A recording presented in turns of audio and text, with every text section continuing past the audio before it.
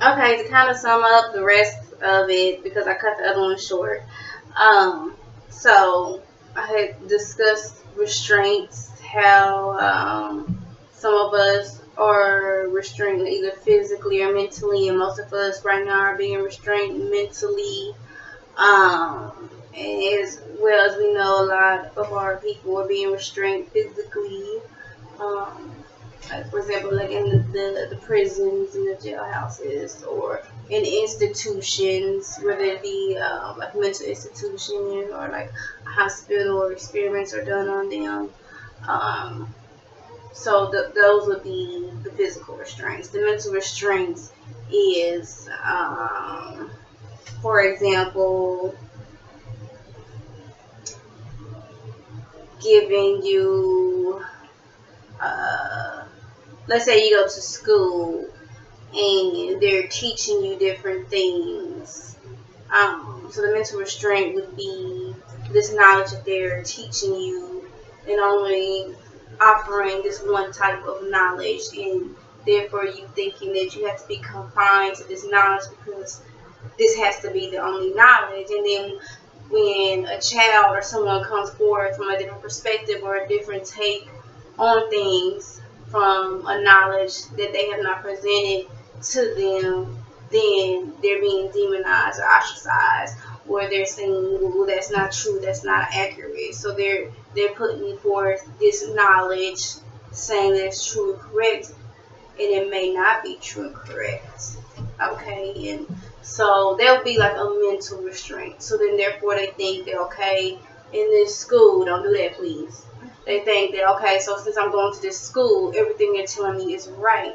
It puts a mental restraint on them, because when they get older and they come out of that institution, physical institution, then they start learning new things. It could, because if they learn to read, which you're supposed to be learning to read, correct? Right? So as you learn to read and understand, please don't do that while we're on camera. As they learn to read and understand, um, they will see, they'll get to know that I was not told the truth in everything. So kind of like what I tell my children is, like when you're in school, like elementary school, and this is why a lot of people homeschool their children, which is fine if you want to do that. They teach you a certain way. They teach you what they want you to know, or what they say you are to know at this age. But when you go get up into high school, into college, predominantly college, when you go to college, you have access to more information. So they teach you, but they want you to do research. Okay? And then the higher you go into college, the higher your degree, they don't necessarily, they teach you, but they want you to do the research yourself, as I was saying. So you do the research yourself, but you have to back up your research. So you're learning the tools before you get to that stage. You're learning the tools that you need to learn in order to back up your evidence. That's what you learn. Okay. Another thing I wanted to talk about was, we did the restraints. Choosing between the lesser of two evils. So a person,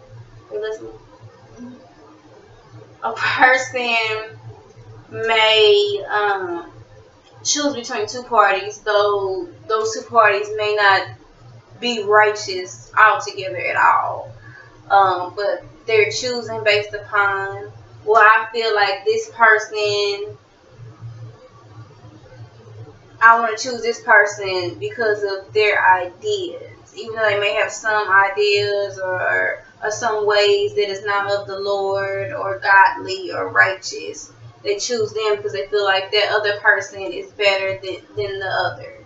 But that's not right either, because it's either you're going to be all the way righteous or you're not going to be righteous at all. You can't pick and choose what laws you want to keep and what laws you're not going to keep. Yes, we know there are certain stipulations or on certain things. Like, for example, like when you talk about the law of sacrifices, you have to do that within the land. Okay, we know we're in the enemy's land or whatnot, or we're being bound right now to certain degrees.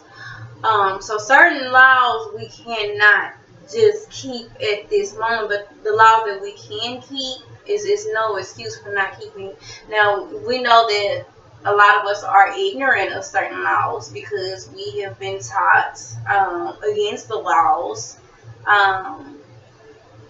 by the way by the way that our society govern things, and by the way certain religious institutes govern things. So we've been taught against keeping the laws, or saying that we don't have to keep the laws, which we have to keep the laws because the laws are what keep us separate from other people and other nations. The laws is how we determine who is righteous and who is wicked. There was another thing. So the restraints and the laws. Okay, and the last thing was, how is the Most High going to punish the other people? Well, how is he going to punish the wicked people? Of course, he punishes the wicked people. He punishes people through like natural disasters. He puts spirits on people, so he can he can have your own mind torture you, and punish you that way. He can. It's all about the spirit. Everything is spiritual. So, but once he puts his spirit, once the Most High Spirit comes upon the people that he consecrated and had chosen to be his, which according to the Torah, it is the children of Israel. Once those true children come forth and start keeping the laws and commandments, they will have a spirit on them. And since the Lord dwells within us, he is in us. That is the way of the Lord, is getting rid of the wicked people. So he put his spirit on the people to fight against the other people, and those people will be sealed and not hurt because the Lord's spirit seals them to endure different things. So that's it for now. We'll talk more about this at later time. Now, praises to the Most High. Can I say something? What do you want to say? You want to say what? No. Okay. So I want to say all praise to the Most High. We give blessings and honors on our mothers and fathers. So I will identify myself as the mistress of J.J. Sutherland and the daughter of Joseph T. Thank you.